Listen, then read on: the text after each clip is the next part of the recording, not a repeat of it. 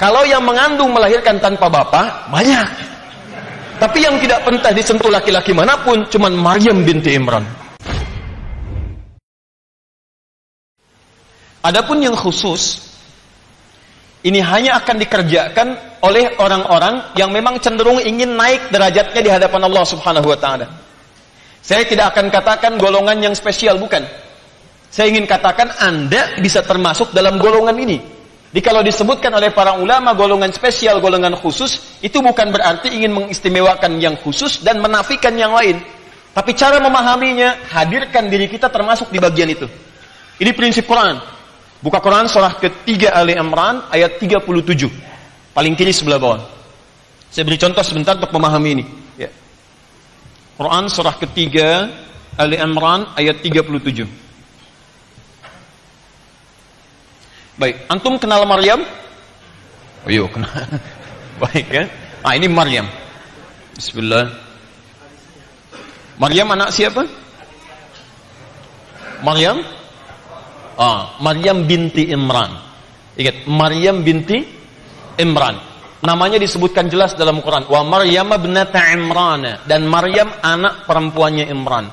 Saya sering katakan pada teman-teman, dalam kaidah tafsir diisyaratkan, kalau ada seseorang disebutkan dalam Al-Quran, namanya jelas, bahkan binti ke atasnya, dan dia mengalami peristiwa, maka peristiwa dimaksud hanya akan terjadi pada orang itu saja, dan tidak akan pernah terjadi pada orang lain dalam tempat dan kesempatan yang berbeda. Karena itu Maryam disebutkan dengan namanya plus bintinya, Maryam binti Imran, mengalami peristiwa, bisa mengandung, melahirkan, bahasa Qurannya tanpa disentuh laki-laki manapun. Ini menunjukkan bahwa hanya Maryam ini yang binti Imran akan mengalami peristiwa serupa di masa depan, tidak akan pernah ada Maryam lain mengalami hal yang sama. Kalau yang mengandung melahirkan tanpa bapak, banyak. Tapi yang tidak pernah disentuh laki-laki manapun, cuman Maryam binti Imran. Ini poinnya. Nah, kalau di dalam Quran disebutkan namanya tidak spesifik langsung, misal hanya isyarat saja atau gelar, seperti Fir'aun itu gelar, Abu Lahab itu gelar. Ini menunjukkan bahwa karakteristik, sikap dan sifat yang melekat pada inisial dimaksud akan terjadi lagi di masa depan dengan tokoh yang berbeda di zaman dan tempat yang tidak sama. Fir'aun itu penguasa zalim. Sekarang ada penguasa zalim? Ada. Baik, Abu Lahab itu provokator. Sekarang ada provokator? Apa? Jangan melihat saya begitu, gitu ya. Ada. Ya. Jelas ya? Nah, kembali ke sini supaya kita agak cepat. Singkatnya, Maryam binti Imran. Imran ini ayahnya. Kemudian menikah dengan perempuan konon dikenal dengan nama Hannah. Melahirkan kemudian Hannah, Maryam. Saya mau agak cepat sedikit. Ketika Maryam kemudian dikandung oleh ibundanya, maka ibunda sudah bermohon kepada Allah dan dinazarkan supaya anaknya spesifik mendekat kepada Allah Subhanahu wa taala. Maka sering saya tegaskan dalam setiap kesempatan, ini isyarat pada para orang tua, kalau ada tanda kandungan di janin istri Anda, atau ibu yang tengah mengandung, segera rencanakan dan ikhtiarkan, anak ini mau seperti apa ke depannya. Orang tuanya mendekat kepada Allah, minta petunjuk. Nah, antum rencanakan, anak pertama ahli tafsir nih, anak kedua ahli hadits, anak ketiga ahli fikih. Nanti ke depan kalau saya punya masalah Quran, saya tanya anak pertama, anakku, bunai, masya Allah, anakku namanya akhi, betul, disingkat Adi Hidayat, disingkat akhi, dia akhi sini, gitu kan? Datang dia, apa ayatnya ini Buya, masya Allah, adek, apa hadisnya, ini, ya, bungsu, apa fikihnya, ini, masya Allah, tentram kehidupan rumah, majlis taklim kosong, ya, baik, nah ini poinnya. Nah, Maryam dinazarkan oleh ibundanya, kemudian oleh ayahandanya kompak. Di antara anaknya mesti ada yang dekat dengan Allah Subhanahu wa taala. Saya tanya anak antum, Allah berikan anak yang pertama sebagai amanah, dekat dengan dunia. Anak kedua ngejar dunia juga. Anak ketiga ngejar dunia juga. Kalau sudah 5 orang anak nggak ada yang dekat dengan Allah, antum mau diberi anak berapa lagi? Cobalah bertakwa kepada Allah Subhanahu wa taala, rencanakan setiap anak Anda dimanapun dia belajar, jadikan ilmunya untuk mendekati Allah Subhanahu wa taala. Kalau itu yang dilakukan, cari guru yang baik seperti Maryam kemudian diasuh oleh Zakaria alaihissalam. Kemudian siapkan tempat yang baik dalam pendidikannya sesuai dengan visi yang disiapkan. Seperti orang tuanya membuatkan mihrab. Ini poinnya. Tempat khusus untuk mendekat kepada Allah. Tidak harus berada di masjid. Mihrab itu salah satu di antara 3 tempat istimewa yang disebutkan dalam Al-Quran. Di antara fungsinya mihrab, mempercepat terkabulnya doa, plus mendatangkan rizki dari sisi yang tidak diduga. Itu rahasia besar. Nanti ada 3 tempat dalam Al-Quran. Nanti ada masjid, ya disebutkan pertama di Quran surah kedua ayat 114. Nanti ada musalla, disebutkan pertama di Quran surah kedua ayat 125.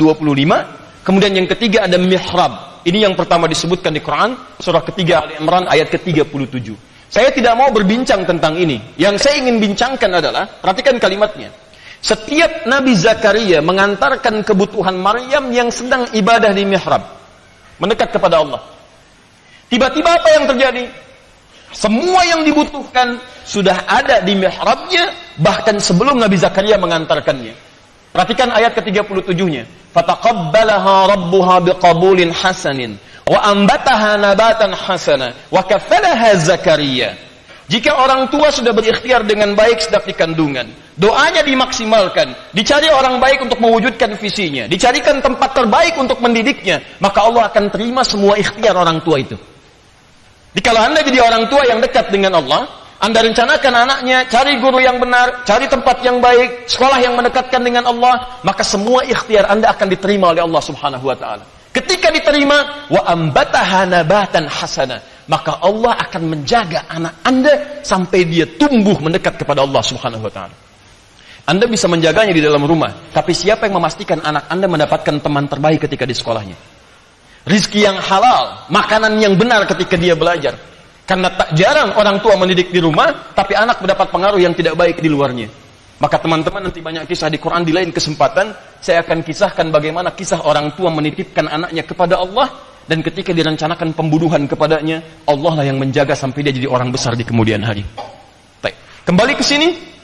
Kullama dakhala 'alaiha Zakaria al-mihraba wajada 'indaha rizqa. Setiap Nabi Zakaria akan mengirimkan kebutuhan Maryam di mihrabnya, sudah ada di dalamnya rizki. Rizqa, makanan itu rizki. Masya Allah. Pakaian itu rizki. Mau ngantar makanan, makanan sudah ada di dalamnya. Kalau musim jeruk, ada jeruk, itu biasa. Bukan musim jeruk, ada jeruk, itu yang tidak wajar. Masuk ada. Ketenangan itu rizki. Tenang orangnya. Ingat, rizki itu jangan selalu diartikan teman-teman sekalian dengan harta yang dipegang. Ketenangan tidak dipegang, tapi itu rizki kadang lebih penting daripada yang dipegang. Ayo antum, pilih mana? Kaya tapi gelisah, atau miskin tapi tenang? Tidak ada yang ketiga, jangan nekat. Pilih ketiga, keluar dari sini. Kaya tapi gelisah, atau miskin tapi tenang? Semoga Allah ampuni dosa antum. Ayo sini. Dan saya juga. Fokus. Keturunan itu rizki. Keturunan itu rizki. Yang mau saya sampaikan, begitu mendapati ini semua bingung Nabi Zakaria. Pada saat itu heran, maksudnya bertanya, ya Maryamu anna laki hadha. Maryam, dari mana semua ini? Setiap saya antarkan sudah ada. Beliau mengerti sebetulnya ini dari Allah, paham. Tapi beliau ingin mengkonfirmasi kembali, dari mana, bagaimana cara mendapatkan ini? Amalan kamu apa? Apa kata Maryam? Qalat huwa min indillah. Ini semua dari Allah. Nah, kalimat ini yang mau saya bagi dengan kita semua. Perhatikan poinnya. Innallaha yarzuqu may yasha bighairi hisab. Allah akan memberikan rizki pada siapa yang ia kehendaki tanpa batas. Perhatikan. Kalimat Quran yang mengatakan Allah akan memberikan rizki pada siapa yang dikehendaki. Ini kan khusus. Tidak semua orang bisa meraih itu. Apa antum kira antum di kamar, astagfirullah, astagfirullah, astagfirullah, apal ya Allah, apal, ada apal? Belum tentu. Belum tentu. Ini kekhususan. Ada orang mengamalkan amalan tidak dapat ini. Ada orang mengamalkan satu amalan mendapatkan kekhususan. Maka kalimat Qur'annya ketika mengabadikan kalimat Maryam mengatakan, innallaha yarzuqu may yasha. Allah memberikan rizki pada siapa yang dia kehendaki, bighairi hisab, tanpa batasan. Perhatikan cara baca Nabi Zakaria. Nabi Zakaria tidak menyimpulkan berarti Maryam dikhususkan dan saya tidak mendapatkan bagian itu. Cara baca Nabi Zakaria, kalau Maryam mendapatkan kekhususan itu dan dikehendaki oleh Allah, bagaimana caranya saya supaya menjadi yang dikehendaki seperti Maryam? Itu cara bacanya. Maka disimpulkan oleh Nabi Zakaria, barangkali mihrab ini. Saya belum ada mihrab, Maryam punya mihrab. Maka disitulah kemudian di mihrab itu Nabi Zakaria salat bermohon kepada Allah. Di mihrabnya. Sebelumnya berdoa biasa, doa. Diabadikan di Quran surah 19 dengan nama Maryam. Dari ayat kedua sampai dengan ayat 11-nya. Tapi yang paling menarik, belum ada jawaban. Begitu kemudian di mihrab dilakukan seperti Maryam mengerjakannya, ayat 38-nya, buka paling kanan sebelah atas. Hunalika da'a Zakaria rabbah. Di mihrab itu Nabi Zakaria kemudian mulai bermohon kepada Allah Rabbnya. Qala rabbi habli min ladunka dzurriyyatan thayyibah. Beliau berkata, ya Allah yang memberi tanpa batasan. Sifat Allah memberi tanpa batas disebut dengan Wahhab namanya. Ini adab dalam Al-Quran. Kalau anda ingin bermohon, di antara adabnya cari kalimat-kalimat nama-nama Allah yang mulia, Al-Asma'ul Husna sebelum permohonan. Itu ada kaidahnya di Quran surah ke-17 ayat 110 sampai 111. Fokus di ayat 111-nya. Ya. Qulid Allah awin Rahman. Jika anda punya masalah, persoalan, jangan mengeluh, kata Quran. Ingat, kalau ada ayat perintah keluhan, saya orang pertama yang akan mengeluh pada masa ini. Tapi tidak ada ayat keluhan, kata Allah, daripada mengeluh, katakan, ya Allah, minta. Sebut namanya. Anda keluar mau berangkat ke sini, tiba-tiba macet. Jangan mengeluh. Ya, macet. Bikin status ceklik, maunya sih kali Ihsan, cuman macet. Ya, tidak akan menghilangkan kemacetan. Sebut nama Allah, ya Allah, minta, mohon, berdoa. Awir Rahman, tak sebut namanya. Tapi yang hebat, lihat ujung ayatnya. Ayyamma tad'u falahul asma'ul husna. Kapanpun anda punya permintaan, maka Allah punya nama spesifik yang indah terkait dengan kebutuhan anda itu. Kalau sedang susah, sebut namanya Al-Fattah. Ya Allah, ya Al-Fattah. Iftah li abwabal khair. Kalau anda sedang mendambakan rezeki, sebut namanya ya Razzaq. Kalau yang ada iseng di pekerjaan, anda minta dilindungi, sebut namanya ya Al-Malik, ya Al-Jabbar. Kesulitan banyak, sebut namanya ya Sabar. Nggak usah disebut semua, nanti anda repot. Ya Allah, ya Al-Malik, ya Al-Qudus, ya Rahman, ya Rahim, dan sebagainya. Anda nggak minta, dikasih, repot anda. Cari yang sesuai. Nah, Nabi Zakaria divonis oleh medis dan klinis, tak mungkin punya keturunan. Kata mereka, fisiknya sudah letih, rambutnya memutih, dan istrinya divonis monopos dan mandul, mustahil punya keturunan secara medis. Tapi beliau menyebut nama Allah yang memberikan tanpa batas, yang tanpa ada sifat mustahil. Namanya Wahhab. Kalau ingin dipercepat, minta dengan talabul amri, permohonan mendesak. Maka singkat kalimat Wahhab dengan hab namanya. Hab. Rabbi habli. Kalau yang diminta untuk banyak, hablana. Rabbana hablana. Beliau memohon di mihrab langsung mengatakan, hunalika da'a Zakaria rabbah. Qala rabbi habli billadunka dzurriyyatan thayyibah. Ya Allah, mereka mengatakan aku enggak mungkin punya keturunan. Mereka bilang istriku tidak punya keterbatasan, ya Allah. Mustahil punya keturunan. Dia monopos, dia divonis mandul, saya pun sudah letih, saya sudah berambut putih dan sebagainya. Mereka katakan mustahil. Tapi saya yakin Engkau yang tidak punya batas.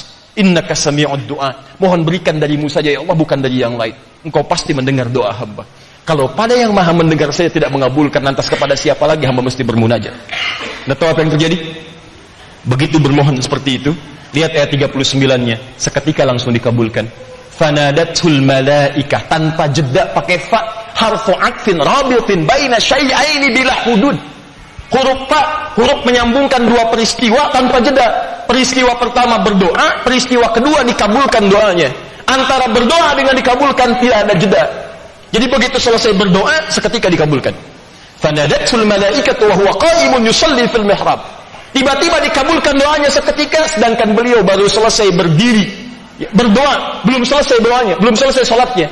Baru berdiri, selesai doa, turun malaikat mengatakan, Annallaha yubashshiruka bi Yahya. Allah kasih kabar gembira, Anda akan punya anak, bahkan namanya langsung dari Allah Yahya. Artinya hidup. Yang mustahil menurut manusia, lahir dari rahim seorang perempuan yang menopos dan mandul bayi hidup. Kata Allah, kamu panggil saya yang tidak punya batas, saya berikan yang mustahil menurut manusia. Maka kalau nanti saat Dzulhijjah ada amalan-amalan khusus mayyasha, maka maksudnya bukan untuk mengkhususkan sementara orang, tapi itu dorongan kepada kita untuk naik derajat menjadi orang yang dimaksudkan dalam kategori khusus itu. Paham maksudnya? Baik, jadi kalau nanti saya sebutkan khusus kemudian umum, ini yang standar. ya maka naikkan level kita dari yang standar kepada yang khusus. Siap insyaallah? Baik. Dzulhijjah tahun kemarin umum, sebelumnya umum, sebelumnya umum. Kalau tahun ini belum menaikkan derajat kita pada yang khusus, antum mau tunggu berapa tahun lagi?